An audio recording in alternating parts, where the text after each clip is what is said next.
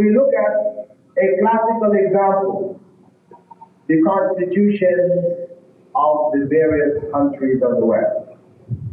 Take the American Constitution, written by the most trusted minds and most enlightened minds of the 18th century. They sat down and wrote the Constitution for the United States of America. In it, in Article 1, Section 2, entitled the Three-Fifths Compromise, they state that black men were to be considered 3/5 of a white man. This is the Constitution of the United States of America, which is encased in glass in Washington. You can go to see it. People make pilgrimage to Washington to look at this document written by the founding fathers of America. This is what they wrote. Still there. They have not removed it. They have amended it. They're not working according to it today. They have amended it, but because that document has reached the status of revelation for them, they keep it exactly as it is. So you can go and read it. Of course, the mind of this time in America rejects it. It is unjust. It is unfair. It is making black Americans not quite human. Only 3/5 of a human being. But this is the product of human mind coming to the best that they can. Because human minds, when they come together to try to decide what is good, what is best, they always make decisions based on class interests, family interests, national interests, tribal interests. This is what happens. And this is why Islam is fundamentally opposed to this. This is a basic principle of democracy. Because Allah, who created human beings, is the only one who can enjoy laws which are not a part and parcel of interest, feelings or interests which are being produced. It is free of class, national, caste, etc. The second principle in democracy is that there must be a free arena for discussion and consent. Meaning, everybody, when they get together to make a decision, has to come there not believing that he or she has the absolute truth. There is no absolute truth. We come, we sit down, everybody throws out the idea which we all agree on, this now becomes the best. No absolute truth. Whereas again, from an Islamic perspective, there are absolute truths. The Sharia represents absolute truth. Not this. Not the interpretation and application of Sharia. It's not absolute truth. But Sharia, revelation, the Quran and Sunnah, this is absolute truth. So there's a fundamental difference here. What does this mean in practical terms? In practical terms, it means that the West has no solid foundation for morality in society. What was bad yesterday is good today. What is good today can be bad tomorrow. That is Western morality, in a constant state of upheaval, constantly changing. This is why, for example, when we consider the pressure being applied to the society, in Western society, Western civilization, by the homosexuals, and how that society has caved in, it is obvious that the society is incapable of establishing a solid basis for morality. 30 years ago, if the average American was asked, what is your view on homosexuality? He or she would answer, it is an abomination unto the Lord. This is it. This is from the Bible. But today, if you ask the average American, what do you think about homosexuality? He said, it's a personal choice. It's a personal choice. People should be free to choose what they want to choose.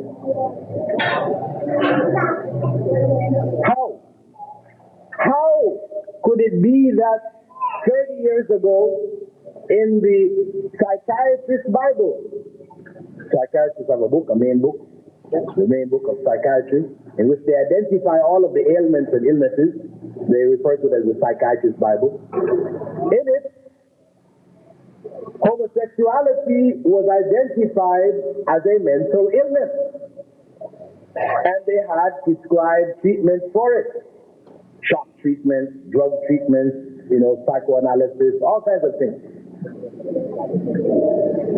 But when that Bible was rewritten a decade ago, homosexuality was removed from the group of illnesses, and it was replaced by another illness. What is this illness that they replaced it with? This illness is called homophobia. What is homophobia? Homophobia is the dislike of homosexuals. To hate a homosexual and his activities, to despise and to speak out against it, this is now classified as an illness, homophobia, and these are the people who now need to be treated by the psychiatrist. How can that be? How can that happen? It happens because the foundations of determining what is right and what is wrong morally in the society is not absolute truth, divine revelation, which cannot be changed, but human agreement. The basic principle which governs these kind of family affairs, and when I call it family affairs because now it is defined as family affairs. In America today, in the primary schools, in the major cities, they have books which are being taught, books for children, prepared especially for children, teaching about family affairs, and it's called My Two Dads. My Two Dads. This is real. Children at the age of 6 and 7 and 8 are being taught that you could have two dads, two moms, a mom and a dad, a mom or a dad. All of that is family. So they commonly don't even refer to issues of mom and dad anymore. They say parents. Single parent or parent. This state of affairs is the product of a line of reasoning which developed with regard to fornication and adultery. When they began to correct their legal system and remove fornication and adultery from the law book, they devised a principle. This principle was called consenting adults. This is the principle. Meaning, whatever takes place between consenting adults, the state has no right to interfere with. To try to interfere is to try to bring religion into family life. So they say the foundation is the principle of consenting adults. Two adults, whatever they agree to do between themselves, whether it be two males, two females, or a male and a female, then it is their right.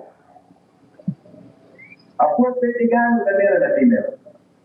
But eventually, because they opened that door, then two females and two males had the right to demand similar rights. So that opened up the door for them. And Sweden, in terms of the evolution of Western thought, and along this line, Sweden has taken this thought to the pinnacle. In Sweden, incest is removed from the law books as a crime. Meaning a man having relations with his mother, his sister, or his daughter, as long as they're adults, it is not a crime. And this is where democracy is headed. And Islam stands firm.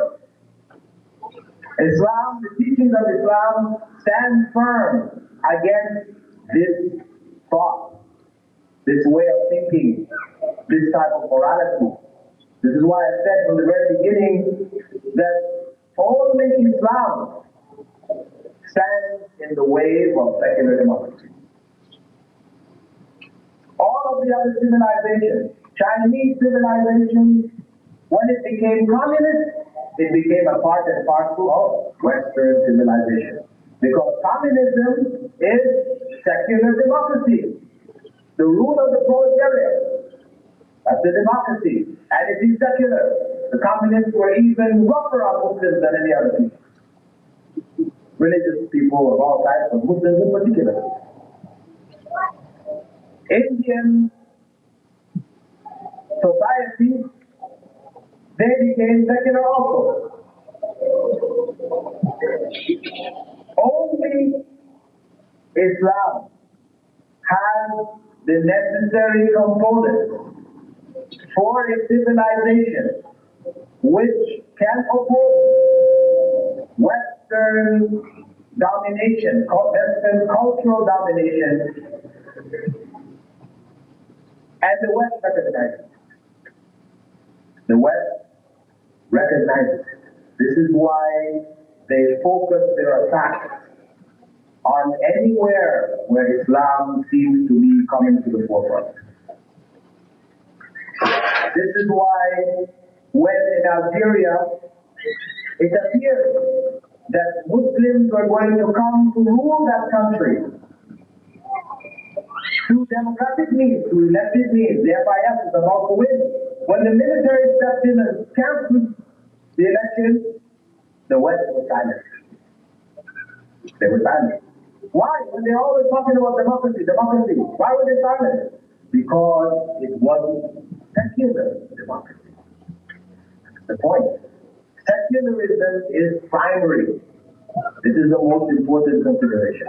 And democracy secondary. But the two together.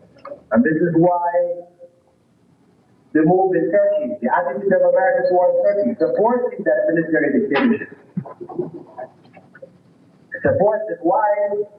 Because they maintain secularism. And you found Bush when Russia fell apart, and the Russian state, and southern Russian states which were Muslims, broke off, started to set up their own system.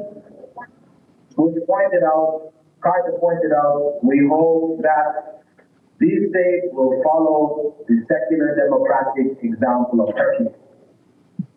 Stress. And their aid to these countries is in accordance with their willingness to commit themselves to these principles. So this is the reality of the struggle. But the question is, are Muslims in a position to meet the challenge? In the period of the Crusades, yes. Islamic civilization met the challenge, defeated the Crusaders, and established its hegemony over much of the world. People came to their senses of learning to gain knowledge in Cordoba, in Baghdad, but now the tables are turning. Muslims are not in that position. Politically, the countries are divided up. But he said there is this obsession with bringing Islam to the forefront. If Islam comes to the forefront and countries link up together again, then we have a clear situation of opposition to the domination of Western civilization. But the question still remains for Muslims in most parts of the world, whether they're in Muslim countries or they're in minority situations like here in Trinidad, are they up to the challenge? Even on the most fundamental of levels. The reality is that they're not. They're not because, for the most part, they have become subject to the principle of traditionalism. Traditionalism rules Muslim societies today, whether it be in countries, Pakistan, Egypt, or it be in minorities here, Guyana, elsewhere. Traditionalism rules the community. And traditionalism refers to the concept that we should blindly follow the traditions of our parents. Whatever our parents told us to do, whatever they did, this is what we should continue to do. You are not allowed to question. To question these traditions is considered some kind of deviation and heresy. This is why, if somebody who was enlightened to the foundations of Islamic civilization, which is in fact the Quran and the Sunnah, as it was understood by the early generation of Muslim scholars, righteous Muslims, the Sahaba, the Tabi'een, those after them, who carried